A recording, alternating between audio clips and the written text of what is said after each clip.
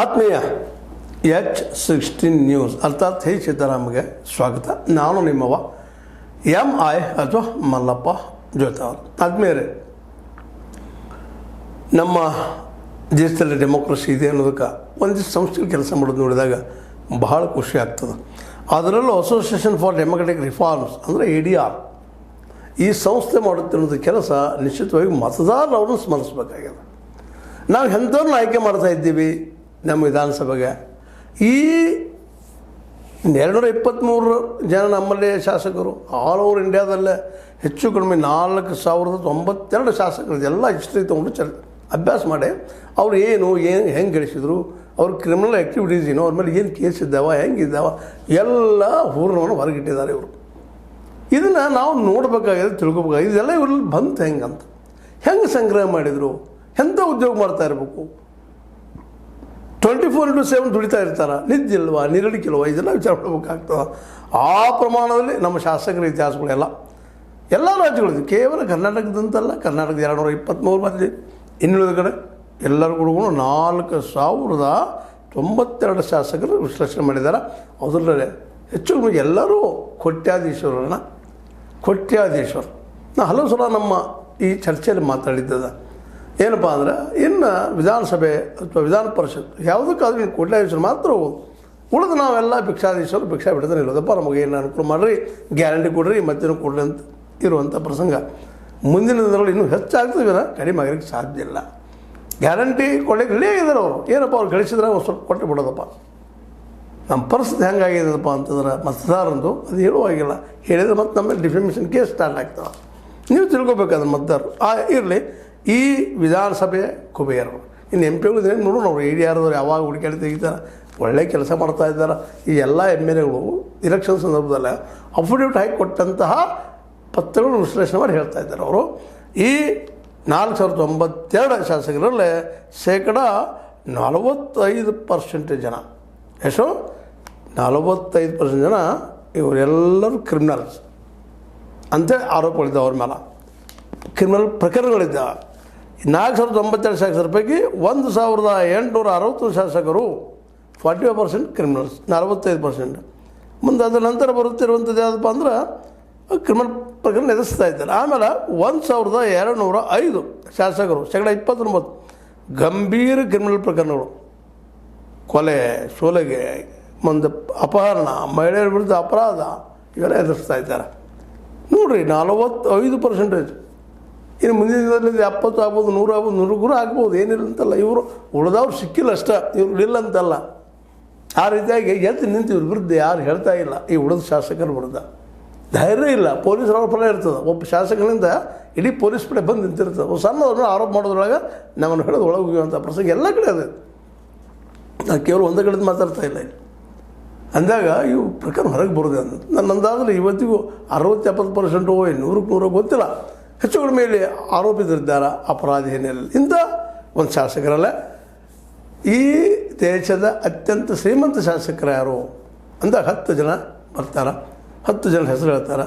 10 ಜನರಲ್ಲಿ 4 ಜನ ಕರ್ನಾಟಕದವರು ನೆನಪಿಟ್ಟುಕೊಳ್ಳೋದು. ಮೊದಲನೇದಾಗೆ BJP ಅವರು, ಮಹಾರಾಷ್ಟ್ರ ನಾವು ಅತ್ಯಂತ ಸ್ವಾಭಿಮಾನದ ಪಕ್ಷ, ಹೀಗೆ ಮಾತಾಡ್ತೀವಿ ನಾವು BJP ಬದಲಾಗಿ. ಅವರಲ್ಲೇ ಪರಾಗ್ ಶಾ BJP ಮಹಾರಾಷ್ಟ್ರದ ಘಾಟ್ ಕೋಪರ್ ಪೂರ್ವದಲ್ಲೇ ಅವನ ಆಸ್ತಿ ಎಷ್ಟದ್ರಿ 3,383 ಕೋಟಿ. ಇನ್ನು 2ನೇ ನಂಬರ್ ನಮ್ಮ ಕರ್ನಾಟಕದ DK ಶಿವಕುಮಾರ್, ಕಾಂಗ್ರೆಸ್. ಇವ್ರನ್ನಿಂದಲೂ ಟೀಕೆ ಮಾಡ್ತಾ ಇರ್ತೀವಿ. ಈ ದೇಶಕ್ಕೆ ಭ್ರಷ್ಟಾಚಾರ ಅಂಟಿಸಿದ ಜನನೇ ಇವರು ಅಂತೇಳಿ. DK ಶಿವಕುಮಾರ್ ಅವರು 1,413 ಕೋಟಿ ರೂಪಾಯಿ ಕರ್ನಾಟಕದವರು ಕಾಂಗ್ರೆಸ್ಸಿಗರ ಮೇಲೆ. BJPಗೂ ನಾವು ಟೀಕೆ ಬಿಡ್ತಾ ಇಲ್ಲ, ಕಾಂಗ್ರೆಸ್ಸಿಗೂ ಬಿಡ್ತಾ ಇಲ್ಲ. ಕಾರಣ ಇಬ್ಬರು ಅವರು ಇದ್ದಾರೆ. ಎಲ್ಲಿ 1,413 ಕೋಟಿ ಇದೆ. ಮೂರನೇದವರು ಅದು ಕರ್ನಾಟಕದ KH ಪುಟ್ಟಸ್ವಾಮಿ ಗೌಡ, ಕಾಂಗ್ರೆಸ್, ಗೌರಿಬಿದನೂರವರು ಕಾಂಗ್ರೆಸ್ದವರು 1,267 ಕೋಟಿ ಅದ. ಮುಂದೆ 4ನೇದವರು ಪ್ರಿಯಕೃಷ್ಣ, ಕಾಂಗ್ರೆಸ್, ಗೋವಿಂದರಾಜ್ ನಗರ 1,156 ಕೋಟಿ ಆಸ್ತಿ ಅದವರು. ನಂತರದಲ್ಲೇ ನಾವು ಸ್ವಲ್ಪ ಬಿಟ್ಟು ಕಡೆ ಹೋಗಿ ಆಂಧ್ರ ಕಡೆ ಹೋದ. ಆಂಧ್ರದ ಮುಖ್ಯಮಂತ್ರಿ TDP ಅವರು ಸ್ವಲ್ಪ ಆಂಧ್ರದ ಕುಪ್ಪಂದವರು. ಅವರ 931 ಕೋಟಿ ರೂಪಾಯಿ ಆಸಾಮಿದ್ದಾರೆ ಅವರು. ಮುಂದೆ ಅದರ ನಂತರ ಬರ್ತಿರೋಂಥವ್ರು ನಾರಾಯಣ್ ಪೊಂಗೂರು TDP ಆಂಧ್ರ ಪ್ರದೇಶ್ ಅವರು ಏನಪ್ಪ ಅಂದರೆ TDP ಅವರು 824 ಕೋಟಿ. ಅಂದರೆ ಜಗನ್ಮೋಹನ್ ರೆಡ್ಡಿ YSR CP ಇವರು ಆಂಧ್ರದ ಪುಲಿವೆಂದೂಲ ಅಲ್ಲಿ ಕ್ಷೇತ್ರದವರು 757 ಕೋಟಿ ರೂಪಾಯಿ ಅವರ ಆಸ್ತಿ. ಪ್ರಶಾಂತಿ ರೆಡ್ಡಿ ವೇಮಿರೆಡ್ಡಿ TDP ಆಂಧ್ರದ ಕೋವೂರದವರು 716 ಕೋಟಿ ಆಸ್ತಿ. ಮುಂದೆ JS ಪಟೇಲ್ BJP ಗುಜರಾತ್ನವರು ಮನಸಾದಿಂದ ಆಯ್ಕೆಯಾದವರು 661 ಕೋಟಿ. ಜೊತೆಗೆ ಭೈರತಿ ಸುರೇಶ್ 10ನೇ ನಂಬರ್ ಕಾಂಗ್ರೆಸ್ ಅವರು ಹೆಬ್ಬಾಳ 648 ಕೋಟಿ. ಇವೆಲ್ಲ ಏನಪ್ಪ ಅಂದ್ರೆ ಅತ್ಯಂತ ಶ್ರೀಮಂತರು ಈ ದೇಶದಲ್ಲಿ. ಇನ್ನುಳಿದವರು ಅಂತಾರೆ ಇದರಲ್ಲೇ ಹೆಚ್ಚು ಕಡಿಮೆ ಶತಕೋಟ್ಯಾದಿ ಶಾಸಕರು ಎಷ್ಟೆಷ್ಟು ಇದ್ದಾರಪ್ಪ ಅಂದ್ರೆ ಕರ್ನಾಟಕದಲ್ಲಿ 31 ಜನ ಶತಕೋಟಿ 100 ಕೋಟಿ ಗಳಿಸಿದವರು ಇದ್ದಾರೆ. ಆಂಧ್ರದಲ್ಲಿ 27 ಇದ್ದಾರೆ, ಮಹಾರಾಷ್ಟ್ರದಲ್ಲಿ 18 ಇದ್ದಾರೆ, ತೆಲಂಗಾಣದಲ್ಲಿ 7 ಇದ್ದಾರೆ, ಗುಜರಾತ್ದಲ್ಲಿ 500 ಕೋಟಿ ಅವರು ಇದ್ದಾರೆ, ಹರಿಯಾಣದಲ್ಲಿ 500 ಕೋಟಿ ಅವರು ಇದ್ದಾರೆ. ಮತ್ತು ತಮಿಳುನಾಡು 4 ಜನ ಇದ್ದಾರೆ 100 ಕೋಟಿ ಗಂಟಿದ್ದಂಥವು. ಇನ್ನು ಇದೇ ರೀತಿಯಾಗಿ ಈ ಕುಬೇರ್ ಇದ್ದಾರೆ, ಇನ್ನು ಶತಕೋಟಿ ಆಯಿತು. ಕ್ರಿಮಿನಲ್ ಬಗ್ಗೆ ಈಗಾಗಲೇ ಹೇಳಿದ್ದೀನಿ ನಿಮಗೆ, 45% ಕ್ರಿಮಿನಲ್ಸ್ ಇದ್ದಾರೆ ಇಲ್ಲೇ ವ್ಯವಹಾರಗಳು ಮಾಡ್ತಿದ್ದಾರೆ, ಉಳಿದವ್ರು ಸಿಕ್ಕಿಲ್ಲ ಅಷ್ಟ. ಶತಕೋಟಿ ಅವರು 31 ಶಾಸಕ ಕರ್ನಾಟಕದಲ್ಲಿ ಆಯಿತು. ಇನ್ನು ಇಡೀ ದೇಶದ ತುಂಬ ಎಷ್ಟು ರಾಜ್ಯವಾರು ಶಾಸಕರ ಆಸ್ತಿ ಮೌಲ್ಯ ಕೋಟಿಗಳಲ್ಲಿ. ಈ ಟೋಟಲ್ ಶಾಸಕರದ ಆಸ್ತಿ ಎಷ್ಟಿದೆಪ್ಪ ಕರ್ನಾಟಕದೊಳಗೆ ಎಲ್ಲ ಶಾಸಕರದ ಎಲ್ಲ ಕೊಡ್ಕೊಂಡು 223 ಮಂದಿ ಮಾಡಿದ್ದಾರೆ ಅವರು. ಅದರಲ್ಲಿ 14,719 ಕೋಟಿ ಮೊದಲ ನಂಬರ್ ಇವರು ಕರ್ನಾಟಕದವ್ರನ್ನ. ಅಷ್ಟು ಗಂಟನ್ನು ಕುಡಿಸಿದ ಆಸ್ತಿ ಮೌಲ್ಯ ಎಷ್ಟಾಗಿದೆ ಇವ್ರದೆಲ್ಲ ನೋಡಿದಾಗ. ನಂತರ ಮಹಾರಾಷ್ಟ್ರ ಬರ್ತದೆ 12,424. ದೊಡ್ಡ ರಾಜ್ಯದ ಕಡಿಮೆ ಯಾಕೋ ಅದಕ್ಕೆ ಭ್ರಷ್ಟ ಕಡಿಮೆ ಇದ್ದಾರೋ ಅಥವಾ ಏನು ಹೇಳ್ಕೊಂಡಿರೋ ಯಾರಿಗೂ ಗೊತ್ತು. ಮುಂದೆ ಆಮೇಲೆ ಮಧ್ಯಪ್ರದೇಶದ್ದು 11,323 ಕೋಟಿ ರೂಪಾಯಿ ಅದಾವೆ ಟೋಟಲ್ ಆಸ್ತಿ. ಈ ನಮ್ಮ ಇವರು ಶ್ರೀಮಂತ ಶಾಸಕರದು ತೆಲಂಗಾಣದಲ್ಲಿ 4,637 ಕೋಟಿ ಅದ. ಡಿವೈಡ್ ಮಾಡಿದ್ರೆ ಎಷ್ಟು ಬರುತ್ತೆ ನೋಡ್ತಾ ಹೋಗುವಂಥದ್ದು. ಮುಂದೆ ನಮ್ಮ ಉತ್ತರ ಪ್ರದೇಶದಲ್ಲಿ 3,247 ಕೋಟಿ ಅದ ಆಸ್ತಿ ಡಿವೈಡ್, ಯಾಕೋ ಕಡಿಮೆ ಅದ ಶ್ರೀಮಂತಿಕೆ ಒಳಗೆ. ಗುಜರಾತಲ್ಲೇ 180 ಜನ ಇದ್ದಾರೆ 3,009 ಕೋಟಿ ಇದ್ದಂಥವರು. ಇನ್ನು ಆಮೇಲೆ ತಮಿಳ್ನಾಡಿನಾಗ 224 ಸೀಟ್ಗಳು ಅದಾವೆ, ಅದ್ರಾಗ 2,751 ಕೋಟಿ ಇದ್ದಂಥ ಆಸ್ತಿ ಡಿವೈಡ್ ಮಾಡ್ಬೇಕಾಯ್ತು ಅವ್ರನ್ನ.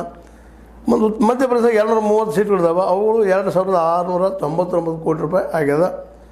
ಮುಂದೆ ಹರಿಯಾಣದಾಗ 90 ಸೀಟ್ ಅದಾವೆ, 2,247 ಕೋಟಿ ರೂಪಾಯಿ ಅದ. ಅರುಣಾಚಲ ಪ್ರದೇಶದಲ್ಲಿ 59 ಸೀಟ್ ಅದಾವೆ, ಅಲ್ಲೇ 1,554 ಕೋಟಿ ರೂಪಾಯಿ ಇವು ಆಸ್ತಿ ಮೌಲ್ಯ ಟೋಟಲ್. ಹಿಂಗೆ ಈ ಶಾಸಕರ ಆಸ್ತಿ ಏನಪ್ಪ ಆಂಧ್ರ ಪ್ರದೇಶದಾಗ 60.7% ಆಗಿದೆ. ಅಷ್ಟು ಜನರಿಗೆ ಅಂದರೆ 60.7 ಕೋಟಿ ಪ್ರತಿಯೊಬ್ಬ ಶಾಸಕ ಡಿವೈಡ್ ಮಾಡಿದಾಗ.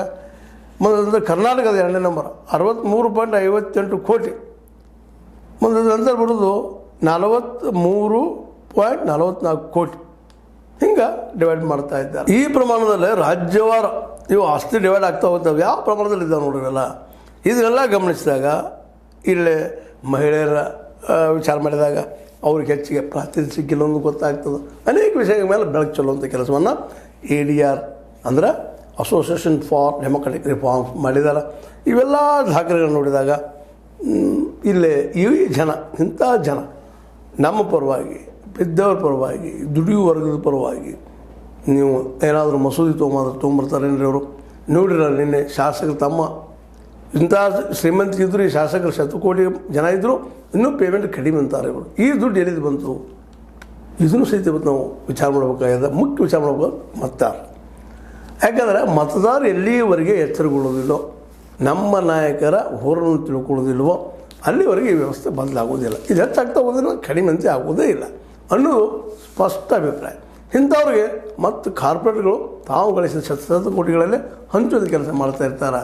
ಅಂದಾಗ ನಮಗೆ ಬಡತನ ಹೋಗಲಿ, ನಿರುದ್ಯೋಗ ಹೋಗಲಿ, ಏನೋ ಹೋಗಲಿ, ಹೆಂಗೆ ಹೋಗ್ಲಿಕ್ಕೆ ಸಾಧ್ಯ ಇದೆ. ಇವರು ಆಸ್ತಿಗಳು ಸರಿಯಾಗಿ ಇನ್ವೆಸ್ಟ್ ಮಾಡಿದ್ರಪ್ಪ ಅಂದ್ರೆ, ಇಂಡಸ್ಟ್ರಿಯಲ್ಲಿ ತೆಗೆದ್ರಪ್ಪ ಅಂದ್ರೆ, ಅನೇಕ ಇಂಡಸ್ಟ್ರಿಯಲ್ಲಿ ತೆಗೆದ 4 ಉದ್ಯೋಗ ಕೊಡೋದು ಕೆಲಸ ಮಾಡಿದ್ರೆ ಅದನ್ನೇ ಆಗಬೇಕಲ್ಲ, ಅದೂ ಇಲ್ಲ. ಇಷ್ಟು ದೊಡ್ಡ ನೋಡಿರಿ, ಇಲ್ಲೇ ಒಂದು ನಿಮಗೆ ಹೇಳ್ತೀನಿ ನಿಮಗೆ, ಕರ್ನಾಟಕದ 14,179 ಕೋಟಿ ರೂಪಾಯಿ ಆಸ್ತಿ ಅದ. ಇವ್ರು ಬೇಕಾದ ಸಣ್ಣ ಸಣ್ಣ ಇಂಡಸ್ಟ್ರಿಗಳು ಮಾಡ್ಲಿಕ್ಕೆ ಸಾಧ್ಯ ಇದೆ, ಮಾಡಿಲ್ಲ ಉದ್ಯೋಗ ಕೊಡೋಕ್ಕೆ ಸಾಧ್ಯ ಇದೆ. ಇಲ್ಲ ಆ ದಿಶೆಯಲ್ಲಿ ಯಾವ ಚಿಂತನೆ ಇಲ್ಲ. ಇನ್ನು ನಮ್ಮ ಅನುದಾನ ಕಡಿಮೆ ಐತ್ರಿ, ನಮ್ಮ ಪೇಮೆಂಟ್ ಕಡಿಮೆ ಐತ್ರಿ, ನಮ್ಮ TA ಕಡಿಮೆ ಐತ್ರಿ, DA ಕಡಿಮೆ ಐತ್ರಿ, ಅದನ್ನು ಹೆಚ್ಚು ಮಾಡಿಸ್ಕೊಳ್ಳಿಕ್ಕೆ ಇದ್ದಾರೆ ಮಹಾಶಯ. ಮತ್ತು ರಿಟೈರ್ಮೆಂಟ್ ಫಂಡ್ ಮತ್ತು ಬೇರೆ ಅದು ನಮ್ಮ ಏನು ಇಡೀ ದೇಶದ ಬಡ ಜನ ಕೂಲಿಕಾರ ಜನ ನಾವೆಲ್ಲ ದುಡಿದ ಟ್ಯಾಕ್ಸ್ ಮೇಲೆ ಇದೆಲ್ಲ ಆಸ್ತಿ ಗಳಿಸಿದಂಥವು ಇದರೆಲ್ಲ ಮತ್ತೆಲ್ಲ ಇನ್ನಾದರೂ ಮತದಾರ ಜಾಗೃತಿಗೊಳ್ಳಿ ಅನ್ನೋ ಉದ್ದೇಶದಿಂದ ADR ಇದ್ದು ಮೇಲೆ ಇಂಥ ಸಾಹಸದ ಕೆಲಸ ಮಾಡ್ತಾ ಇರ್ತದೆ. ಅದನ್ನು ಜನಸಾಮಾನ್ಯ ತಿಳ್ಕೊಬೇಕಾಗಿದೆ.